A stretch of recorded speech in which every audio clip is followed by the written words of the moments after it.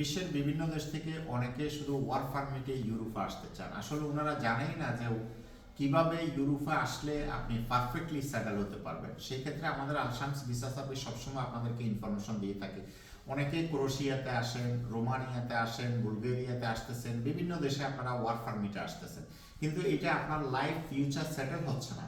যেই টাকা দিয়ে আপনি ক্রোয়েশিয়াতে আসতেছেন সেই টাকা দিয়ে আপনি সরাসরি পর্তুগালে আসতে পারবেন। পর্তুগালে আসলে বেনিফিট কি? আপনার পর্তুগালে আপনি যে ওয়ার্ক পারমিটটা পাবেন এটা ওয়ার্ক পারমিট না, এটা রেসিডেন্ট পারমিট, অর্থাৎ এই দেশের নাগরিকত্ব আপনি পাচ্ছেন।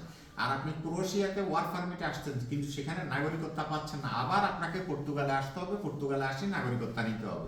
এখন পর্তুগালের ট্যুরিস্ট ভিসায় নাগরিকত্ব দিচ্ছে না। এখন ডি ক্যাটাগরির যতগুলো ভিসা আছে এই ভিসাতে আপনি এখানে নাগরিকত্ব নিতে পারবেন। আমাদের আলশামস ভিসা সার্ভিসেস পর্তুগালের যত ক্যাটাগরির ভিসা আছে সব ধরনের ক্যাটাগরির ভিসার আমরা কাজ করি। পৃথিবীর যে কোনো দেশ থেকে আপনি আবেদন করতে পারবেন। আমাদের আলশামস ভিসা সার্ভিস এটা গ্লোবাল কোম্পানি, মাইগ্রেশন বিশেষজ্ঞ কনসালটেন্ট আমাদের। আপনারা যে কোনো দেশ থেকে যে কোনো পরামর্শ আমাদের মাধ্যমে নিতে পারবেন। যারা ফ্যামিলি সহ পর্তুগালের রেসিডেন্স পারমিট নিতে চান আমাদের সাথে যোগাযোগ করলে আপনারা ফ্যামিলি সহ আসতে পারবেন। বিজনেস ক্যাটাগরির ভিসা আছে, ফ্যামিলি রিটায়ারমেন্ট ভিসা আছে, ডে 1 ভিসা আছে, জব শেখার ভিসা আছে, ফ্যামিলি ভিসা আছে।